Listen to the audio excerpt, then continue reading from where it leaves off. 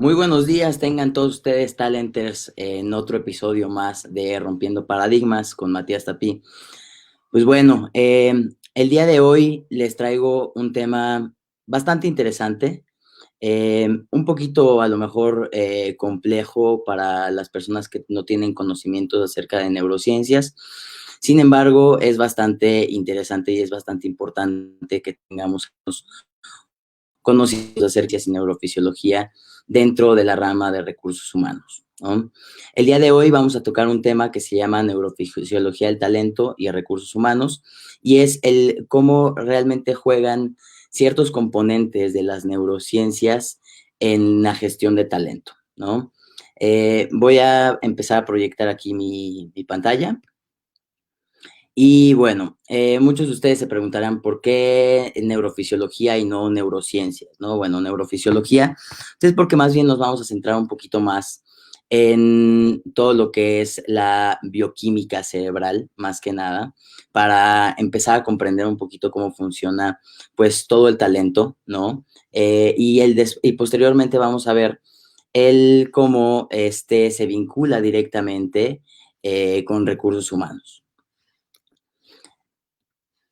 El cerebro humano es una cosa maravillosa. Muchas veces nosotros solamente nos fijamos en cuestiones como la personalidad o los valores o algunas otras competencias o algunas otras características para que nosotros seleccionemos talento. Sin embargo, a veces perdemos un poquito de vista que el cerebro humano es quien nos ayuda a operar y a ejecutar, ¿no? Todo lo que hacemos, desde un parpadeo hasta cómo diseñamos una página, hasta cómo gestionamos incluso al talento, hasta cómo nos comunicamos con otras personas, ¿no? Entonces, es bien importante empezar a comprender, pues, un poquito más a profundidad lo que es el cerebro, ¿no? El cerebro humano tiene más de 100,000 millones de neuronas y más de 1,000 billones de conexiones. ¿Qué significa esto? Pues es muy simple, o sea, el potencial que tenemos con esto es impresionante. Muchas veces se ha escuchado que pues no ocupamos toda la capacidad cerebral y todo esto. Sin embargo, más bien es que no sabemos gestionar nuestro talento de manera adecuada, que no sabemos enfocarlo correctamente y evidentemente no le damos pues toda la fuerza suficiente que realmente requieren y nos centramos ni nos enfocamos en desarrollar nuestras competencias al máximo, ¿no? Nosotros, si nosotros empezamos a sacar como las neuronas, ¿no? De nuestro cerebro y lo hiciéramos como si fuera un hilo y recorriéramos, pues, el mundo, pues, le daríamos 4 veces la vuelta a la Tierra. Tenemos 161,000 kilómetros de axones y ahora imagínense con eso qué es lo que se puede hacer, ¿no? O sea, realmente imagínense y realmente dimensionen la capacidad cerebral del ser humano. Si nosotros hablamos acerca de una muerte en cuestión cerebral, ¿no?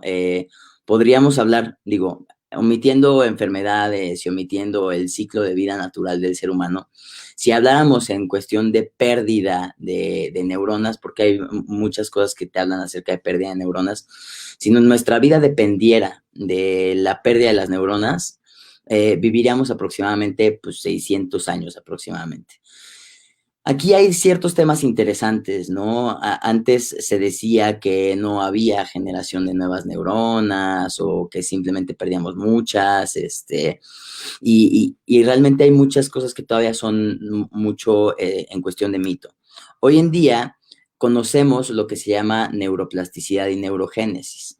En cuestión de neuroplasticidad podemos hablar acerca de la capacidad que tiene nuestro cerebro de generar nuevas conexiones y la capacidad de modificar la estructura de las mismas. ¿A qué se refiere? Esto se refiere a que nosotros cada vez que aprendemos nuevas cosas, nosotros empezamos a generar nuevas conexiones con otras áreas cerebrales y nuestra ramificación o nuestra red neuronal va creciendo y se va enriqueciendo. El cerebro es una de las partes humanas que no envejece, ¿no?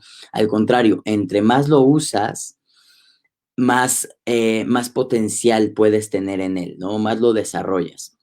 Es un músculo al final del día. Y bueno, en cuestión de neurogénesis, se habla mucho, anteriormente, como les mencionaba, se habla mucho acerca de que, pues, el cerebro humano no generaba nuevas conexiones, más bien nuevas neuronas. Y hoy en día está comprobado que sí, que existe nacimiento de nuevas neuronas. Por lo tanto, también estas neuronas tienen la misma capacidad de conectarse o de interconectarse con neuronas que ya teníamos nosotros ahí programadas, y esto nos da también un mayor potencial de aprendizaje. En cuestión de impulso eléctrico cerebral, pues se habla mucho acerca de la capacidad o el potencial de acción y la velocidad del pensamiento que podemos tener, ¿no? Entonces, hay ciertos aspectos que el día de hoy tocaremos que nos pueden hacer entender cómo el impulso eléctrico cerebral es muchísimo más eficiente en ciertas zonas cerebrales. Y es aquí prácticamente donde empezamos a ver toda esta parte del talento, ¿no? Con la parte del potencial de acción, con la parte de la velocidad de estilo de pensamiento. Y evidentemente hay zonas cerebrales que tienen mucho mayor capacidad, ¿no? A esto nosotros le llamamos dominancia cerebral. Lo vamos a ir hablando más adelante. Aquí quiero mostrarles lo que es la construcción neurofisiológica. No sé si ustedes han escuchado hablar acerca de la teoría triuna o acerca de la teoría de los tres cerebros, ¿no? La cual nos habla acerca de que pues tenemos un cerebro reptiliano, un cerebro límbico y en la parte del neocórtex. Aquí en la parte reptiliana, pues es la que pues, todos los animales sobre la Tierra pues tenemos, ¿no? Aquí viene todo lo que son los impulsos de lucha, los instintos de lucha-huida, ¿no? En la parte límbica se encuentra toda la parte de la gestión de la emoción. Aquí se segregan pues muchísimos químicos cerebrales, ¿no? Hormonas también. Y la parte del neocórtex es bien interesante conocerla, porque esta es la que nos distingue a nosotros, pues prácticamente de los animales, ¿no? En el límbico, pues todos los mamíferos tienen también la parte límbica, y nosotros como seres humanos tenemos este desarrollo del neocórtex, lo que nos puede dar toda la parte de la estrategia, del pensamiento, del lenguaje, de la comunicación, de la abstracción, de la innovación, etcétera, etcétera. Entonces, aquí nosotros tenemos que empezar. Todos conocen perfectamente que el cerebro humano se divide en dos, ¿no? En hemisferio izquierdo y en hemisferio derecho.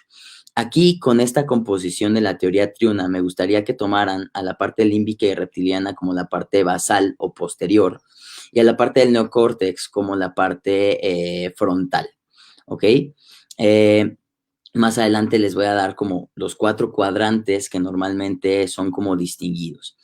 De este lado tenemos la anatomía de una neurona, ¿no? La cual está compuesta evidentemente pues de su núcleo, de su cuerpo celular, de las dendritas que son las que reciben la sinapsis, de este eje axonal que es por donde corre justamente el impulso eléctrico cerebral, la terminal axonal que es donde sale la parte de la sinapsis, y aquí en la parte que estamos viendo en la pantalla vemos una composición amarilla, no sé si la alcancen a ver de este lado, y esta es una vaina de mielina. La vaina de mielina recubre el eje axonal. Esta vaina de mielina es generada por células de Schwann o células de oligodendrocito, dependiendo de si se encuentra en el sistema nervioso central o en el periférico. Y también hay unos nódulos o nodos de Ranvier que están en medio de estas vainas, que son para que el impulso eléctrico cerebral brinque, ¿no? De un lado a otro. O sea, sea como sí, un pequeño brinco, que esto lo potencialice mucho mejor y sea muchísimo más veloz. Esta vaina de mielina es muy importante que nos concentremos el día de hoy en ella, ¿no? Anteriormente, o bueno, hay estudios o hay historias que cuentan que cuando estudiaron el cerebro de Einstein, había mucho mayor materia blanca en los frontales. ¿A qué se refiere esto? Bueno, para entender lo que es materia gris, materia blanca, materia gris podemos verlo como todo el cuerpo celular, ¿no? Y la materia blanca es esta vaina de mielina que recubre todo el cuerpo celular y este eje axonal en particular. Ahora, es muy importante que nos centremos en esta parte porque parte del talento se encuentra aquí, ¿no? Si bien también es necesario seguir aprendiendo, seguir estimulando, realmente estar practicando ciertas cosas, es bien importante que sepamos que hay una predisposición bioquímica cerebral para ejecutar de manera natural ciertos talentos, ¿no? Este proceso de mielinización inicia o tenemos 11 semanas de gestación y estamos en el vientre materno, ¿no? De las 11 semanas de gestación a los 0 años tenemos un aproximado del 20% del proceso de mielinización completado. Posteriormente, de los 0 años a los 6 años, es una parte sumamente importante en este proceso porque se completa el 60% adicional y si se pueden dar cuenta, aquí ya tenemos el 80%. Posteriormente, de los 6 a los 20 tenemos el 10% más y de los 20 a los 40 el otro 20% más. Esto no significa que no haya neuroplasticidad o neurogénesis. Durante toda nuestra vida la hay. En cuestión de proceso de mielinización, de recubrimiento de axones, para más o menos como a los 40 años, ¿no? Aproximadamente.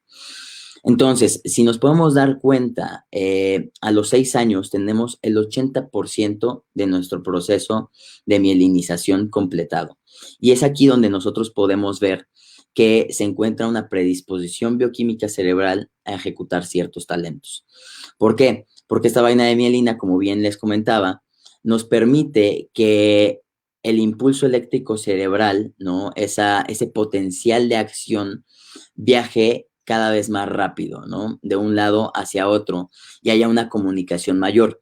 Y evidentemente, como les decía en un inicio, pues a través del cerebro operamos pues, todas las acciones que tenemos y llevamos a cabo con el día a día, ¿no? Entonces, conociendo un poquito la segmentación, ¿no? De izquierdo, derecho, basal, frontal, pues aquí les voy a platicar un poquito más adelante el cómo se compone frontal izquierdo, frontal derecho, basal izquierdo y basal derecho. No sin antes mencionarles que también hay un componente bien importante al que le tenemos que prestar atención y es el que nos ayuda a tener esta alerta cerebral y esta capacidad de concentración, ¿no? En cuestión de alerta cerebral hay un componente llamado norepinefrina, que al final del día es una catecolamina que actúa como hormona o como neurotransmisor. Cuando pasa como hormona, pasa como adrenalina, y cuando pasa como neurotransmisor, pasa como noradrenalina, ¿no?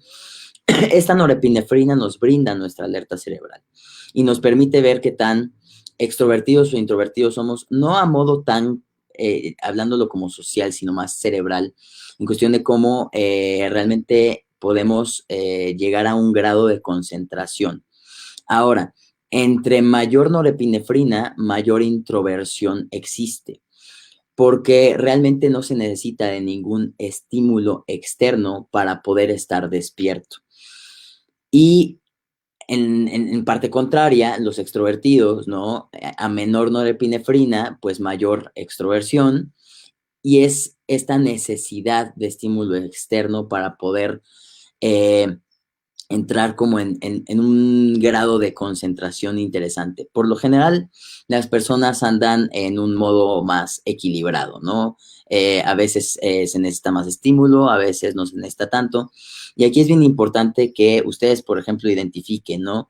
¿Cuántos de ustedes o cuántos de sus colaboradores, por ejemplo, se paran 20 veces por un café, ¿no? O van al baño o necesitan tener audífonos puestos para poder estar trabajando de forma efectiva, ¿no?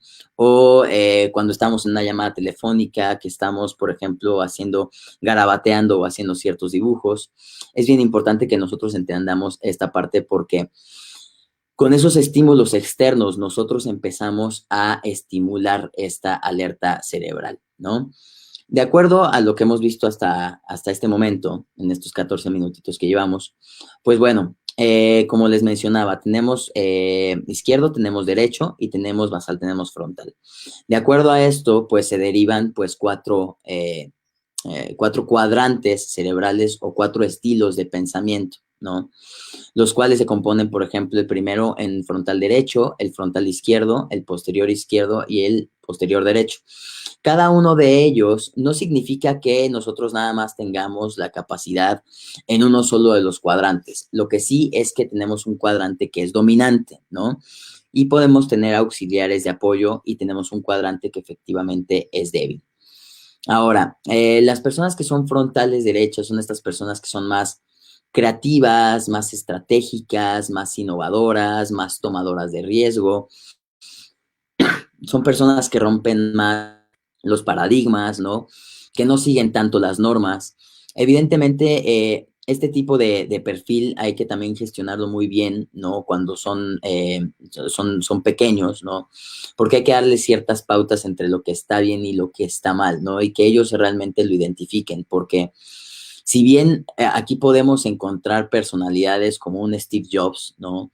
También podemos encontrar personas con un alto índice de criminalidad, ¿no? ¿Por qué? Porque las personas que pues hacen un secuestro o hacen todo este tipo de cosas, evidentemente también tienen esa creatividad enfocada hacia lo malo para poder llevarlo a cabo. Aquí, por ejemplo, nosotros podemos encontrar en cuestión ya más ejecutiva, más empresarial, podemos encontrar pues gente que desarrolle cosas que tengan que ver con esta creatividad y esta innovación. Por ejemplo, diseñadores, gente de marketing que haga estrategias, personas que sean, por ejemplo, para escribir un guión, ¿no? O personas para ciertas agencias, o también simplemente pueden ser estrategias más empresariales, pero que se ha enfocado hacia la parte creativa, ¿no? Hacia la parte de la innovación. Aquí también se encuentran muchísimos de los que son emprendedores. Hoy en día, pues hay muchísimas personas que encajan con este perfil de frontal derecho, ¿no?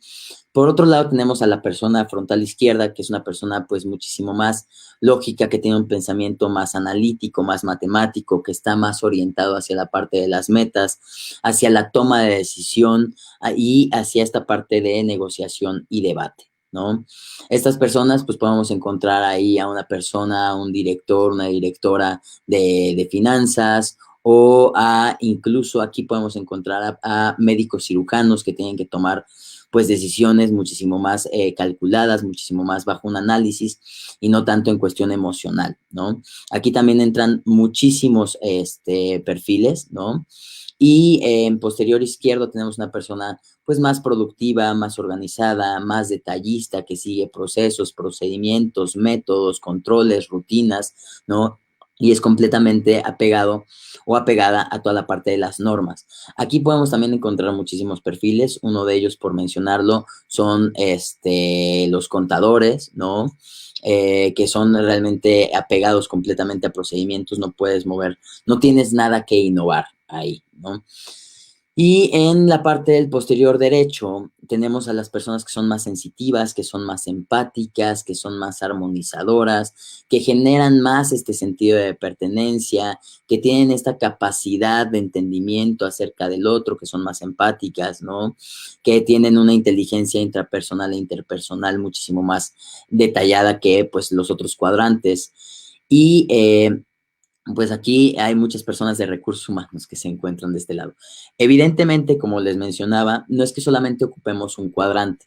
Yo estoy seguro que en este momento, mientras yo les estoy platicando acerca de esto, ustedes están diciendo, no, pues es que yo me identifico, pues es que yo tengo de esto, yo tengo de esto, yo tengo de esto.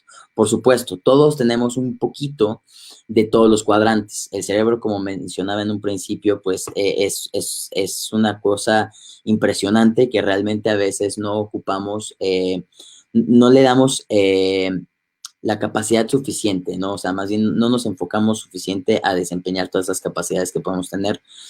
Y evidentemente, aunque tengamos un cuadrante débil, existen estrategias de manejo de debilidades a nivel cerebral, ¿no? Que nos ayudan a tener un poquito más de desarrollo en estos cuadrantes que a lo mejor tenemos un poquito disminuidos, ¿no? Ahora, Como les mencionaba, podemos tener auxiliares de apoyo. Lo que sí es que solamente existe una dominancia cerebral, ¿no? Y ese es más bien tu talento natural. Ahorita vamos a platicar un poquito acerca de cómo podemos aplicar esto a la parte de RH directamente y no solamente para nosotros, ¿no? Existen diferentes tipos de expertos. Existen expertos en un solo cuadrante, ¿no? Existen dobles expertos y existen triples expertos. Por ejemplo, podemos darnos cuenta que hay personas que tienen justamente esta parte sensitiva y esta parte creativa. Bueno, aquí tendríamos a un doble experto en doble derecho, ¿no? Sería un doble derecho. Y aquí, pues bueno, evidentemente de acuerdo a cada una de estas composiciones, podemos ir haciendo muchísimo más complejo el perfil de la persona. Entonces, lo que sí es que no existen expertos en los cuatro modos, y a eso más bien se llama un cerebro comprimido, porque realmente nunca se enfocó o nunca se desarrolló hacia una dominancia en específico, ¿no? Cuando nosotros estamos hablando acerca de no usar nuestro talento natural, acá de este lado nosotros lo hablamos acerca de adaptación de estilos de pensamiento, ¿no? Y esto significa que esta adaptación, muchas veces nosotros hablamos tanto en RH como en otros ámbitos de nuestra vida acerca de lo que es adaptación. Yo a eso lo voy a llamar más adaptabilidad. Adaptación lo vamos a tomar como la adaptación de estilo de pensamiento, o sea, estar falsificando un estilo de pensamiento, haciendo una falsificación de tipo, ¿no? ¿A qué me refiero con esto? Es que nosotros ejecutemos, ¿no? Cierta cantidad de tiempo o dentro de nuestras labores, pues, de oficina, nuestras labores corporativas, nuestras labores laborales, no, más bien nuestras competencias laborales, estén enfocadas en un área que no nos corresponde, donde estemos ejecutando alguna auxiliar, ¿no? De apoyo o que estemos ejecutando a través de nuestra debilidad natural. Es bien importante que nosotros empecemos a ejecutar con nuestro talento natural y que también conozcamos cuáles son estos perfiles para que cuando contratemos a una persona, esta persona esté alineada con su talento natural y efectivamente no tenga un riesgo de adaptación. Existen diferentes riesgos en cuestión de la adaptación de estilo de pensamiento, que es, pues de entrada, la parte del estrés, ¿no? En segunda, la frustración, porque si bien es cierto, como tenemos mayor este proceso de mielinización, tenemos mayor impulso eléctrico cerebral en esta dominancia cerebral. Si nosotros ejecutamos desde nuestra dominancia, pues tenemos muchísimo más efectividad. Si nosotros ejecutamos desde una debilidad, por más que la entrenemos, digo, obviamente, pues si la entrenemos lo suficiente, pues podemos llegar a cierto nivel de capacidad, pero no es lo mismo que la ejecute una persona que tiene una dominancia cerebral y una capacidad bioquímica, una predisposición bioquímica a ejecutar eso y que además la entrene, ¿no?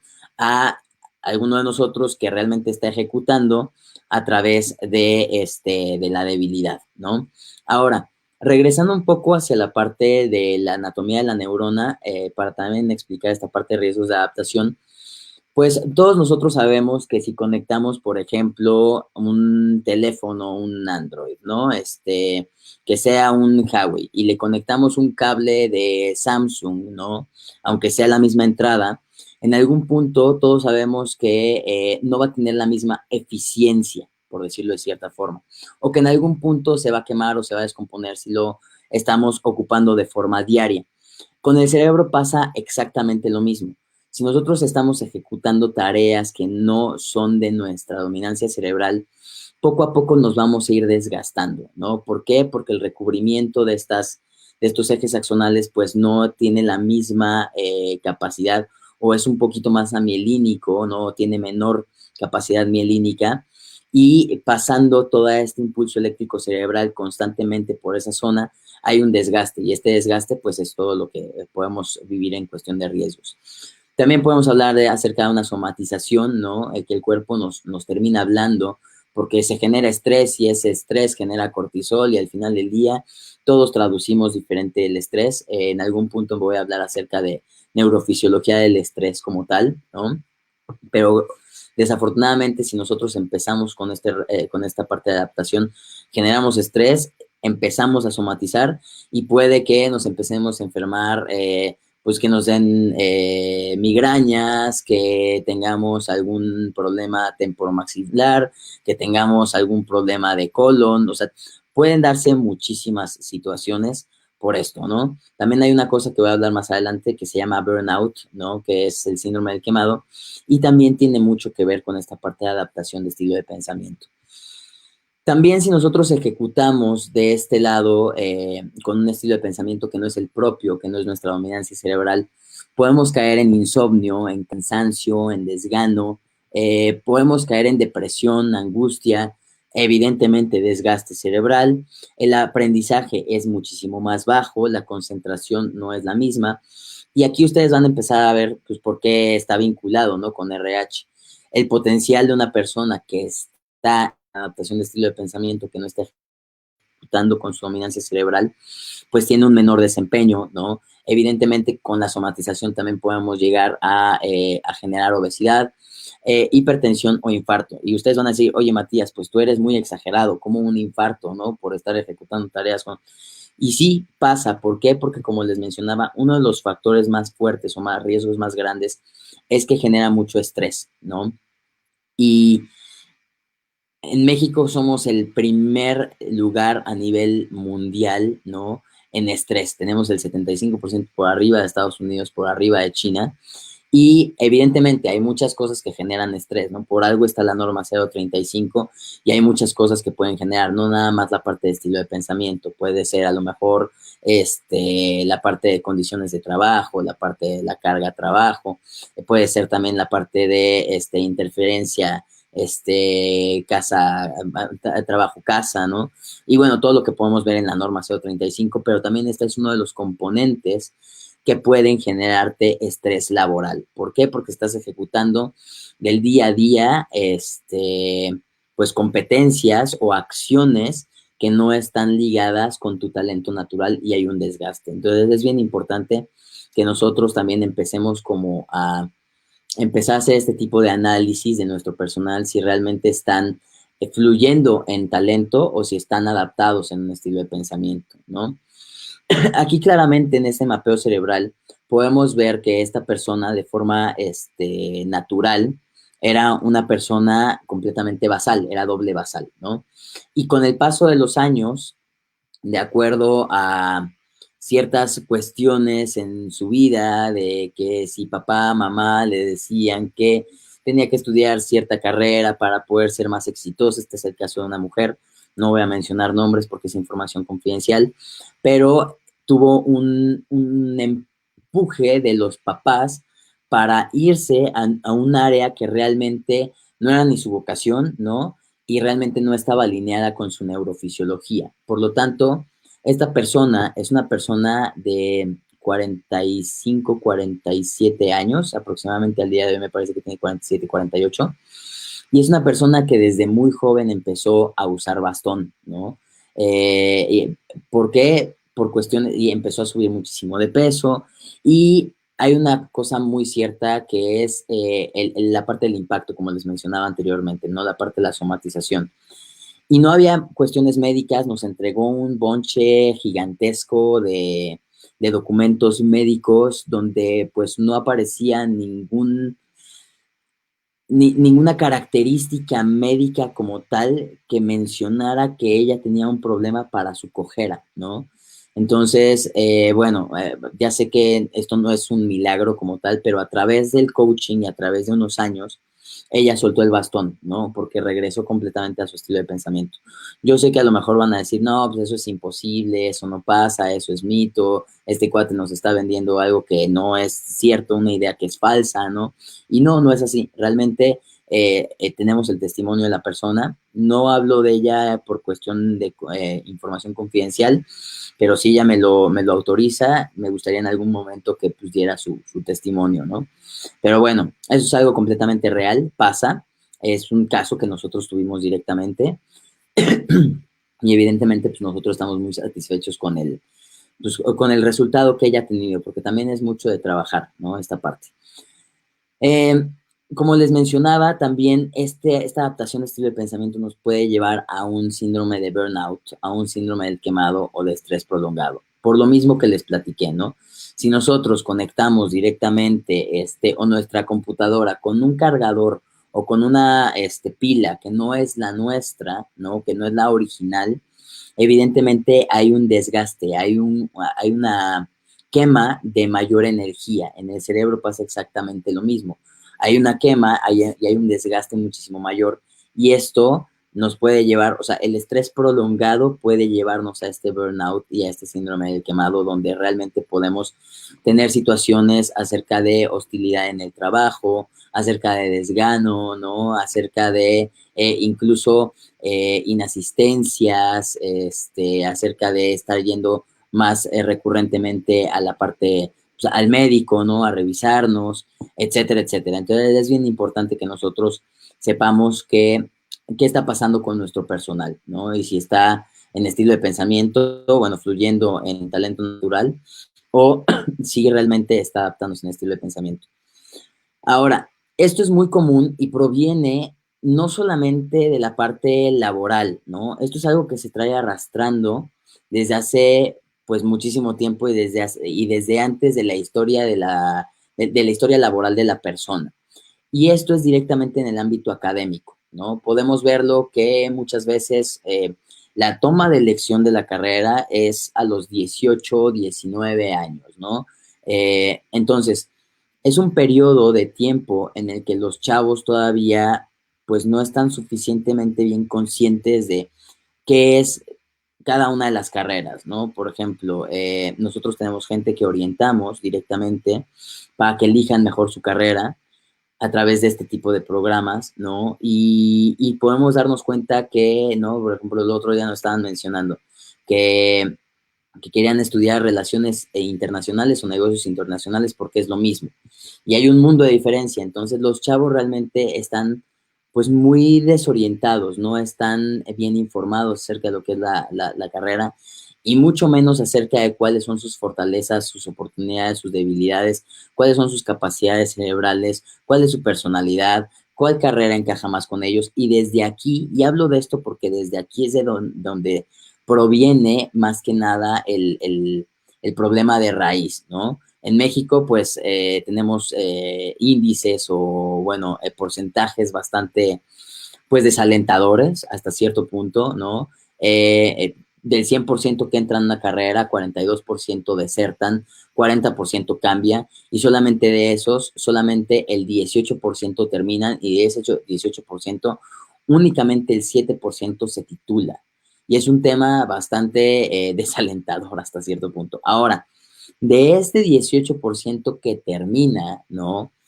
Únicamente el 20% ejerce y el otro 80% no ejerce lo que estudió. Hay muchas personas que estudiaron ingeniería y se dedican a artes plásticas, ¿no?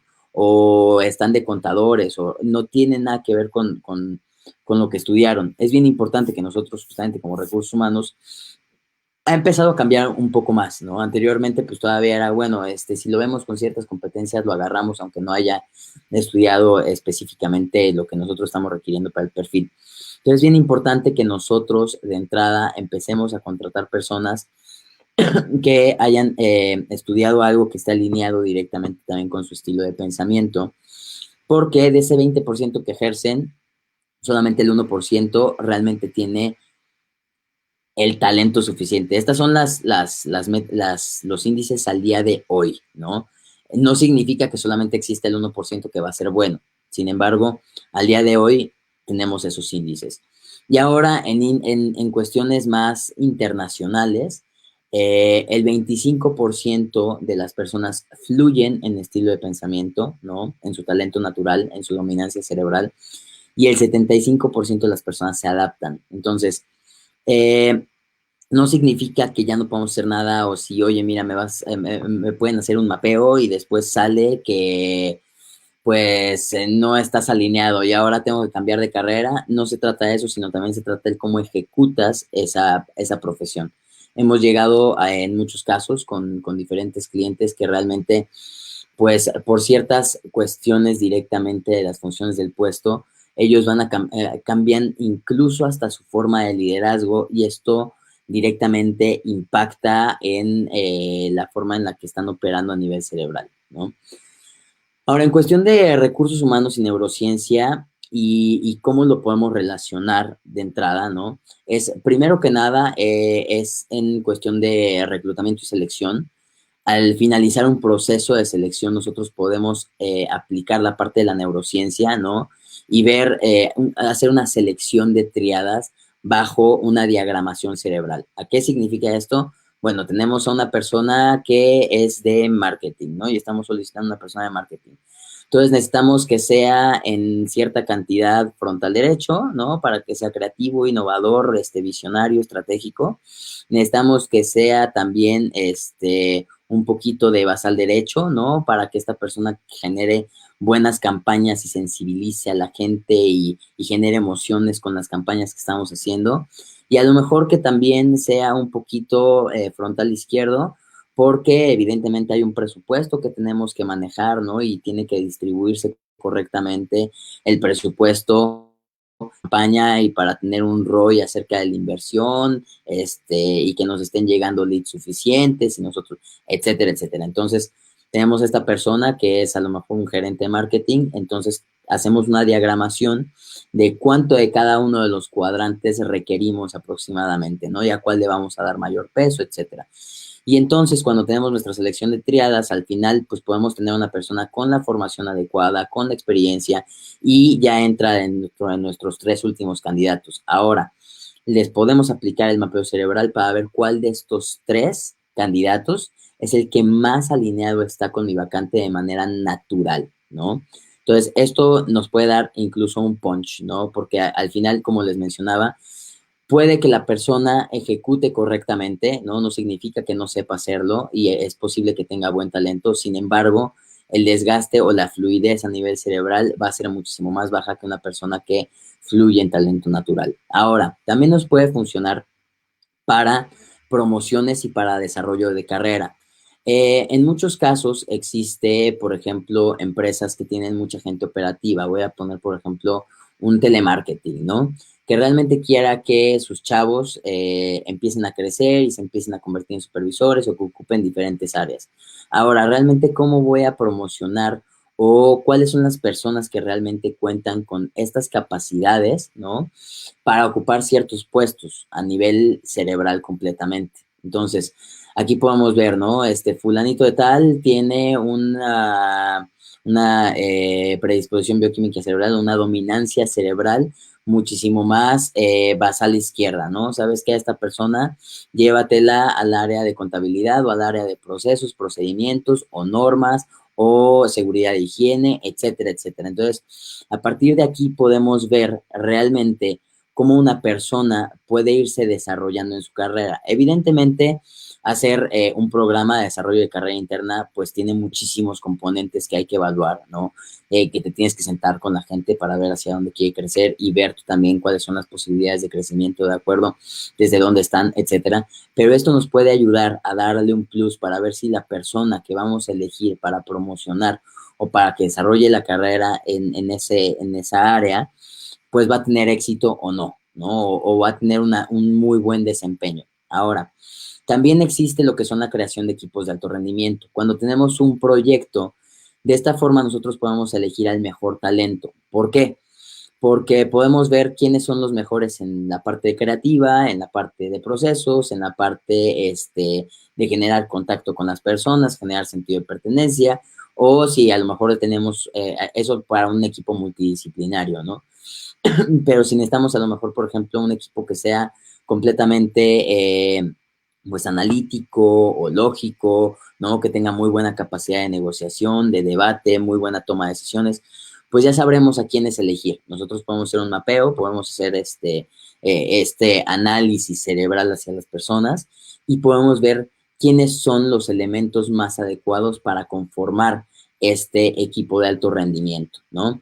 También podemos ser, para nosotros, entender un poquito más a nuestros equipos y ver a lo mejor cómo podemos meterle muchísimo más crecimiento. Podemos hacer un análisis cerebral por equipos, ¿no? Se lo aplicamos a todo nuestro equipo y hacemos un análisis de cerebro completo.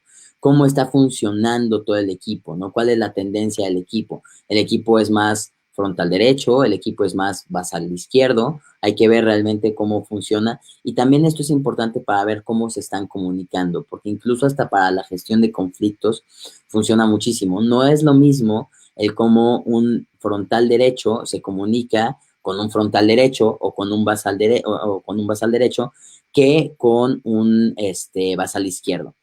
Otra de las cosas que olvidé mencionarles es que de acuerdo a tu cerebralidad se encuentra en diagonal tu debilidad. Ejemplo, frontal derecho, su debilidad natural es el basal izquierdo y en frontal izquierdo su debilidad natural es basal derecho y viceversa, ¿no? Para el basal derecho su debilidad natural es el frontal izquierdo y para el basal izquierdo su debilidad natural es el frontal derecho. Entonces, es bien importante que nosotros veamos todo esto para ver cómo también se comunica nuestro equipo, cuál es el estilo de liderazgo que tiene. Y aquí también podemos ver el tipo de neuromanagement, ¿no? Neuroliderazgo que podemos tener y podemos entrenar a nuestros gerentes, a nuestros supervisores, a nuestros directores a que tengan, a que gestionen de cierta forma, ¿no? No sé si a ustedes, también un tema relativamente nuevo, neuromanagement, ¿no? Del neuroliderazgo, que más adelante vamos a estar hablando en otros streamings, ¿no? Pero es también la forma en la que tú gestionas a tu equipo de trabajo a nivel muchísimo más cerebral, ¿no? También tenemos neurocoaching, que esto se puede ocupar también en cómo tú vas a apoyar a tu director a que realmente conozca la cerebralidad de su equipo de trabajo, ¿no?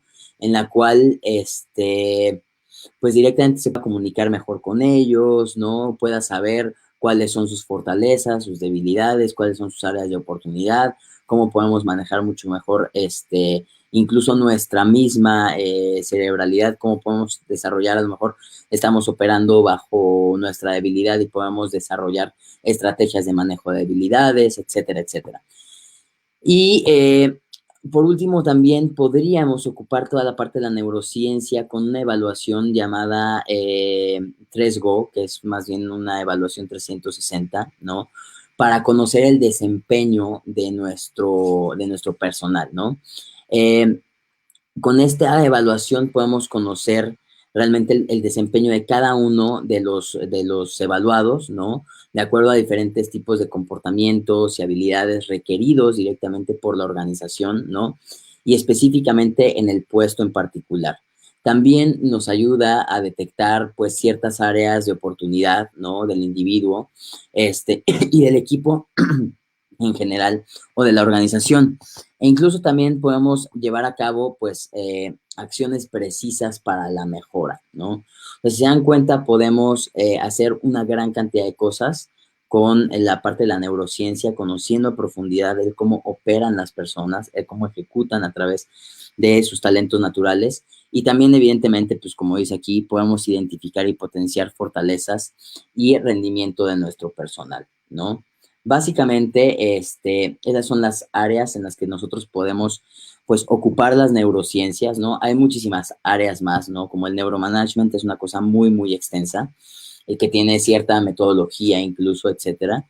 Pero realmente es importante que empecemos a evaluar también a nivel cerebral las competencias de nuestro equipo de trabajo, de nuestros colaboradores. De hecho, si ustedes desean ahí, Talenters, si ustedes ya están dados de alta en la plataforma, ustedes podrán ver un poquito más adelante la forma de adquirir mapeos cerebrales, ¿no? Para su equipo de trabajo, si ustedes lo desean, a un costo de Talenter, ¿no? A un costo muchísimo menor a lo que se encuentra en el mercado. Si a alguno de ustedes les gusta la presentación, les llama realmente el tema y quieren empezar a ejecutar desde lo que es la neurociencia, ¿no? O incluir estos temas dentro de su organización, pues en la plataforma de los talentes de Networking Talento 2.0 podemos encontrarlos, ¿no? Por el día de hoy, por mi parte es todo. Sé que a lo mejor los dejo con muchísimas dudas, ¿no? Pero pueden ahí escribir y evidentemente podemos resolverles las dudas más adelantito. Pues bueno, les dejo mis redes sociales, Creata Consultores RH en Facebook o Matías Tapi también, y para Instagram, @Creata México. Por mi parte, el día de hoy es todo. Les agradezco mucho su tiempo y su atención.